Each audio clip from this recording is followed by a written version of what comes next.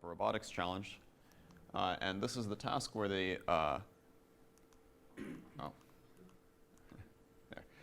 where the robot is supposed to open this door. And I'm not trying to pick on this team, by the way. They actually ended up doing quite well in the trials. Oh, excellent! Yeah, I picked this video because this is the one I thought it kind of illustrated this task very well. But the reason I'm showing this is because I'm going to show actually a human doing a similar task next, and I think the comparison is going to be kind of somewhat illuminating.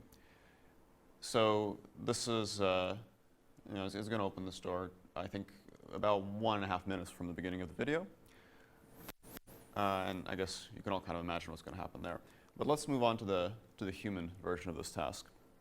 So this is actually my former colleague from Stanford. He's opening this door, and one thing to note about how he's doing this behavior, well, first of all, you can see that it's highly dynamic, it's very quick, and he's actually using like the inertia of his hand, for example, to just let it drop onto the handle.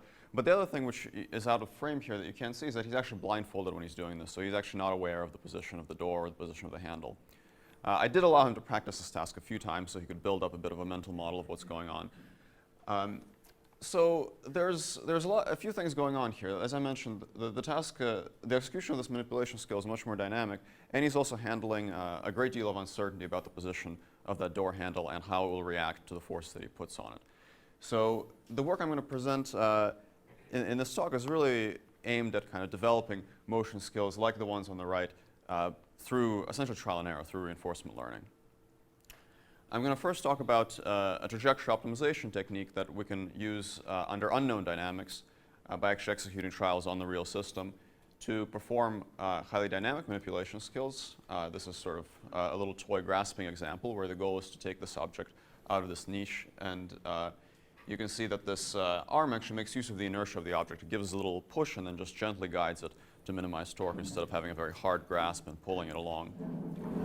And then I'm going to talk about also how we can use this trajectory optimization algorithm to actually learn controllers that can act under partial information. So this is a neural network controller that's doing a peg insertion task, and it's actually unaware of the precise position of the hole. So it actually learned a strategy for searching by dragging the finger along the wall until it finds the hole and then performs the insertion. So I'm going to describe first the trajectory optimization and then how we can use it to do the insertion. This is a 3D version of the same task.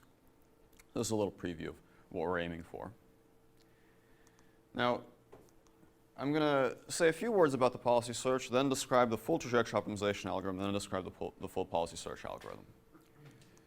So for policy search, we're going to work with neural network controllers. This is the reason for using this type of representation is mainly just because it's very general purpose, so we don't have to think very hard about what the right policy representation for each task is. So that makes things easier, but it also introduces some challenges for the algorithm because this policy representation is very high dimensional and highly nonlinear. So we need a good policy search algorithm to be able to use it. I'm going to turn this into a stochastic policy by adding some Gaussian noise at the end. So the final policy is going to be a conditional Gaussian where the mean is some complicated function of the state and there's some covariance put on it. And the task of optimizing a policy like this just consists of changing its parameters in order to minimize some measure of cost. So for the grasping task, the cost, for example, was the distance between the position of the object and its desired position. Now, traditionally, these types of problems might be solved with reinforcement learning using something like a policy gradient method, where the idea is that you would have a current guess at the policy, you would take some samples from it, measure their cost, take the ones with a good cost, make them more likely, take the ones with a bad cost, and make them less likely. And this is a very sensible approach to policy search. Unfortunately, for these very expressive, high-dimensional policies, it requires a prohibitively large number of samples. So we're going to try to avoid doing this directly. To get a better idea for why this is a kind of a challenge, we can think of it like this. Policy search with RL requires solving two difficult problems at once. It requires dealing with the complex dynamics of the task, all those contacts, inertia, and so on, and dealing with the complexity of the policy itself, all the degrees of freedom that the policy might have, all of its internal nonlinearities. So doing these two things together is quite hard. However, if somebody tells us what the right action in every state is, then we don't have to worry about the dynamics. We just have to match those actions. So we have to deal with the policy, but not the dynamics.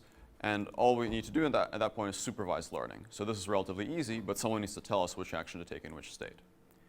If we just want to do trajectory optimization, so no parameterized policy, just figure out how to do the task from a particular initial state, we have to worry about the dynamics, but we obviously don't have to worry about the policy because it's not in there. So this is also relatively easy, and in fact, I'm going to describe an algorithm for doing precisely that. So the idea for training the policies is going to be that we're going to do trajectory optimization, and then we're going to use the result of trajectory optimization as a training set to train the policy with supervised learning. And in this way, we're going to avoid this difficult policy search reinforcement learning problem. Okay, so let's talk about the trajectory optimization part now, and then I'll talk about how to do the policy search from that. So first of all, I'm going to talk about optimizing not just individual trajectories, but actually trajectory distributions. And there are a couple of reasons why reasoning about trajectory distributions is desirable. First of all, if we have manipulation tasks, we oftentimes are going to have contacts. In fact, contacts are pretty much the only way we can do manipulation in most cases. And contacts have discontinuous dynamics. So what this means is that if I have this little particle in a wall here, if I apply a force to that particle, I'm going to get some response. Far from the wall, it's going to go in the same direction that I push it. Close to the wall, it's still going to go in the same direction that I push it. But the moment it makes contact with the wall, now when I push it down, it's actually going to move diagonally. So the dynamics change suddenly and discontinuously, which can cause a problem for smooth optimization methods. If, however, I have a Gaussian distribution on the position of this particle, and I average the dynamics over that distribution, far from the wall, again, on average, pushing it down will cause it to move down. But as it gets closer to the wall, on average, its response is going to move towards the diagonal direction. And this change is going to be smooth because the distribution is smooth. So using a distribution over the configuration of this particle actually smooths out its discontinuous dynamics, which is going to make it easier to optimize trajectories. The second reason why it's a good idea to deal with trajectory distributions is that it's going to make it easier for us to learn policies later. So if we use a single trajectory as a training set for training a policy, and then we run this policy, it'll make a small mistake. Every function approximator makes a small mistake. But when it makes a small mistake, it finds itself in a new state that it hasn't seen before, and it's going to make a bigger mistake. And eventually, towards the end of this execution, it's going to end up in some weird place that's very different from what we intended. If, however, we have a distribution over trajectories, we draw samples from that distribution and use that as our training set, that's going to actually stabilize that policy. Because now, when the policy makes a small mistake, it won't find itself in a totally new place. There will still be other samples in states like that. We'll show it how to return back to the mean. So training on trajectory distributions rather than individual trajectories is going to work a lot better. Yes? So I don't understand a bit the previous step with the Gaussian, which now basically intersects the obstacle, right? Mm-hmm. Part of it is. This is a sloppy visualization. You're right. So actually, it should intersect the obstacle. It should get kind of truncated there. Yeah, this is just sloppy picture. Gaussian anymore, or do you use it? So the actual distribution, yeah, you cannot have a Gaussian distribution over it like this because it can't go through the wall. Yeah. Yes? So while we're on that topic, did you use that distribution just to smooth the dynamics? Because there are other contact models that are smooth without having to. Yes, exactly. And there's a lot of very good work on contact models that do have the smoothing effect. This is a simple way to not have to do that, but yeah, there's other ways to tackle that problem. Okay, I just thought this might add a lot of complexity or computational complexity, and rather than just directly smoothing. Right. If all we care about is smoothing out contacts, this is maybe not the most straightforward. But because other reasons for us to want to have it, this is sort of an additional, very desirable effect that we get from it. Yeah. Okay. So how can we optimize trajectory distributions rather than initial trajectories? Well, we can simply write down an objective on trajectory distributions. A very straightforward objective is to just say that we have our distribution Q of tau and we want to minimize its expected cost. But if we simply minimize the expected cost of a trajectory distribution, we'll collapse the variance of that distribution down to 0 because the best policy is always going to be the deterministic one. So to give it a little bit more width, what we're going to do is we're going to actually solve a maximum entropy problem. We're going to say minimize its expected cost and maximize its entropy. So give me the widest distribution you can find that contains low-cost trajectories. And we can actually solve this type of maximum entropy problem if we know a dynamics model using a variant of LQR. It's also very similar to an extended Kalman filter. The idea is to linearize your dynamics around the mean of this distribution, make a quadratic expansion to the cost, and do an LQR-style dynamic programming pass to get a Gaussian distribution over trajectories. And if you have a Gaussian distribution over trajectories, the conditional of actions given states is a conditional linear Gaussian, where the mean is the usual LQR linear feedback rule, and the covariance is just a fixed covariance. So you can think of this conditional as basically taking a slice through time in this distribution, and the mean is just these little black arrows there. Okay, so that's with known dynamics. Now what if we don't know the dynamics? Well, to do that LQR, we need some linearization of the dynamics at every time step. We can do that by simply fitting them with linear regression. So what we can do is we can take our current guess at the trajectory distribution, and initially this might just be a zero mean Gaussian, just sort of randomly wiggle the robot around. Actually run that QU given x on the robot n times to collect a set of sample trajectories, and then at every time step, fit a linear Gaussian to the dynamics. This is just linear regression. So then once we have linear dynamics at every step, we do the same exact LQR backward pass to find a new trajectory distribution. This is a reasonable idea, but it actually turns out to work very poorly. And the reason it works poorly is the following. The real dynamics, of course, are not linear, and our linear estimate is only really valid around the samples that we took. So far away from the samples, there might be a very big error there. But when we do step 4, when we solve for the new distribution, it might have trajectories that are arbitrarily far from our old one, and they might wander into those regions where our dynamics are totally wrong. And when they wander into those regions, of course, what we'll actually get on the robot is not at all what we expect. We might get a totally different trajectory. And this can cause this approach to diverge or oscillate or do all sorts of nasty things. So the key to making this work is to actually bound the change in trajectory at every iteration. So don't let the trajectory wander too far away from the regions we had before where we estimated the dynamics. And the way we're going to formalize this is by actually solving a constraint problem. We're going to impose a constraint that says that the KL divergence between the new trajectory distribution and the old one should be bounded by some step size epsilon. And subject to this constraint, we're going to optimize the cost of the new trajectory distribution. And it turns out that even though this problem looks quite different from the maximum entropy problem we were solving before, we can use very similar techniques to solve this constraint problem. What we're going to do is we're going to write down the Lagrangian of this. So we simply take the constraint, put it here with a Lagrange multiplier. We're going to expand the KL divergence to get an expectation of log Q bar, which is log Q bar is the old distribution, and an entropy term. We're going to rearrange the terms a little bit and divide both sides by the Lagrange multiplier, and we'll get an equation like this. Now before, that maximum entropy optimization had this form. Now we have that form up here. So the thing to notice is that they're actually basically the same objective. They just have a different cost. So if we set our cost to be 1 over the Lagrange multiplier times the old cost minus log Q bar and solve the maximum entropy optimization with this cost, we're actually going to be minimizing this Lagrangian with respect to the trajectory distribution. So if we have the Lagrange multiplier, it's very easy to solve this problem. We just have to get the Lagrange multiplier. And that we're going to do with dual gradient descent. So we'll alternate between doing the LQR solve and incrementing the Lagrange multiplier by the amount of constraint violation. There's only one Lagrange multiplier, so this only takes about 5 or 6 dual gradient descent iterations. And that'll get us a solution to this constraint problem. It'll get us a new trajectory distribution that's close to the old one, but has a better cost. Yes? So the reason you need to constrain is because the linearization is just no good, and when you get further away? Exactly. It's no good. It's no good if your new trajectory distribution is too far from the old one, because you're fitting it to samples, and those samples are in a particular region. Okay. So here's an outline of this algorithm. What we're going to do is we're going to have our current guess at QU given x. We're going to run this on the robot to collect a data set of trajectories. That's our data set of trajectories. We're going to use that to fit linear dynamics at every time step. Feed that to our LQR solver, which will alternate between solving the LQR problem and incrementing the Lagrange multiplier by the amount of constraint violation. And that'll get us a new trajectory distribution, which we then again run on the robot to collect a new data set. Okay. So this is a very reasonable approach, but it has one major weakness, which is this step, the fitting of the actual dynamics. This is basically linear regression, and the sample complexity of linear regression scales with the dimensionality of the system. So if we have a robot with 20 dimensions, we're going to need to take on the order of 20 samples. If it has 40 degrees of freedom, on the order of 40 samples, and so on. And we'd like to get this down a little bit, because we don't want to have to take this many samples every single iteration. We can actually reduce this number dramatically using a little trick. So I'm going to show visualizations like this, where one axis is the next state, and the other axis is the current state in action. Imagine I did some PCA to get this down to 1 dimension.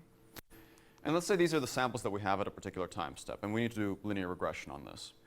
So this might be the least squares fit, but actually this fit and this fit, they're about equally good. So if we get samples like this, we're really not sure what the dynamics are.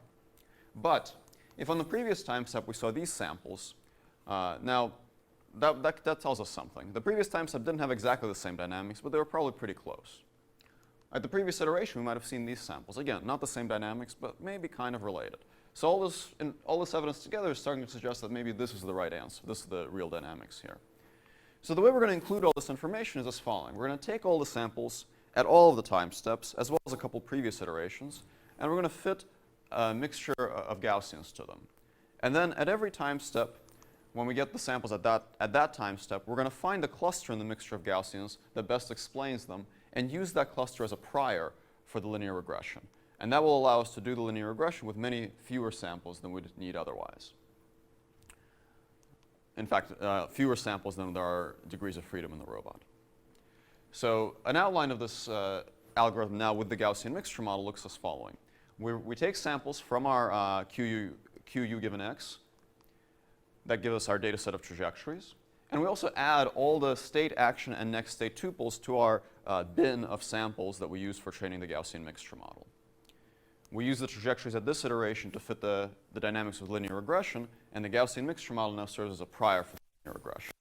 The dynamics are again fed into our LQR solver, which alternates between solving the maximum entry problem and incrementing the Lagrange multiplier, and that gets us our new trajectory distribution.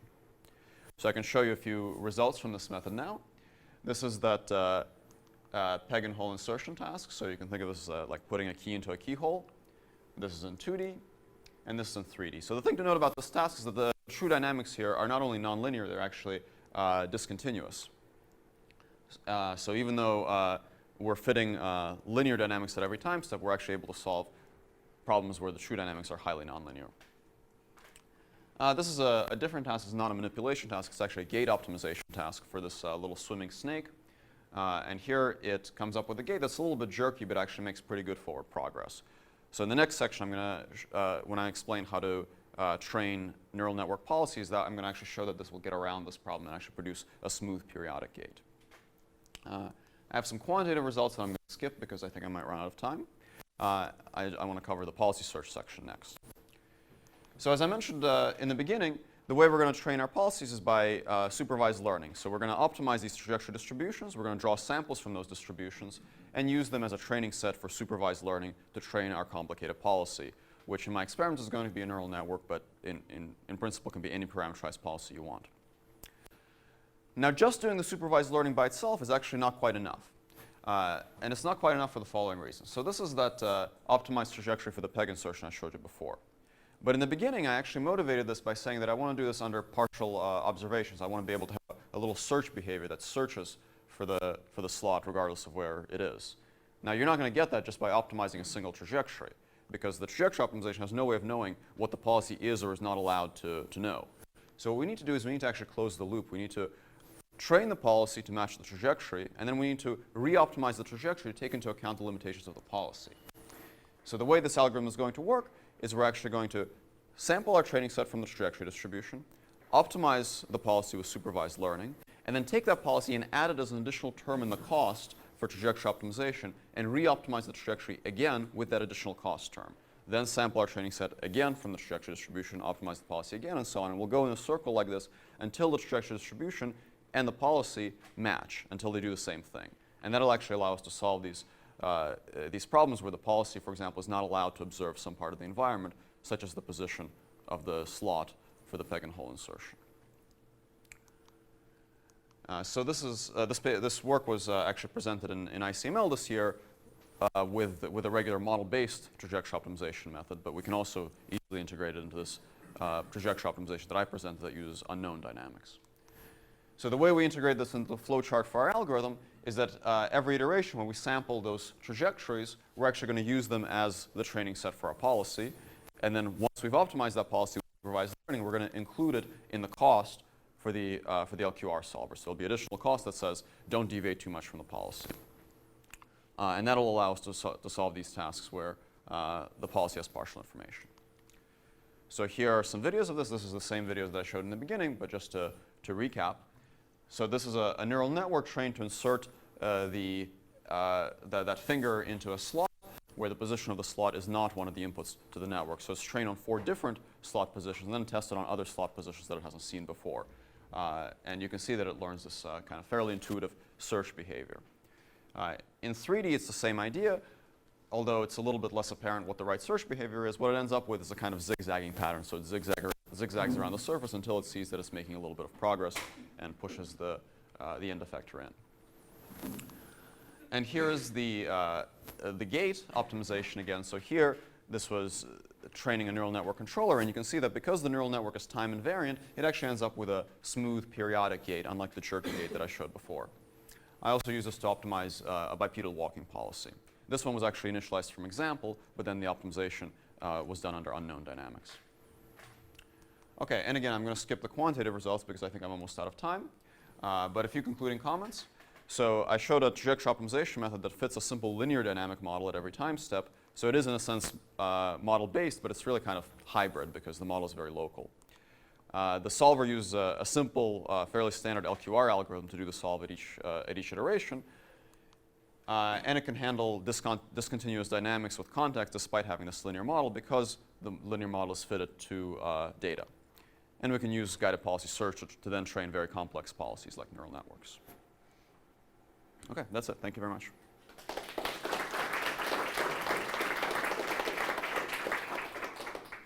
Sherbin here? All right, can you set up? Quick question for Sergey. Does anyone have a quick question? Yes. The question's quick, I don't know about the answer. Okay, I'll do my best. When you were getting trajectories, sampling trajectories of the dynamics, what parameters are you using to generate those samples? What's uncertain in your model that you're using? So I'm sampling from the trajectory distribution, which means that the action distribution, QU given x, is a conditional linear Gaussian. So the action is chosen with linear feedback, but then there's Gaussian noise added to it. Mass, friction, et cetera, all that stuff that's in your simulation is constant? And Well, so this is evaluated in simulation, but in reality you would run this on the real robot, which is in fact what we're doing right now. Sure, okay. So you never have to model the masses and the frictions explicitly.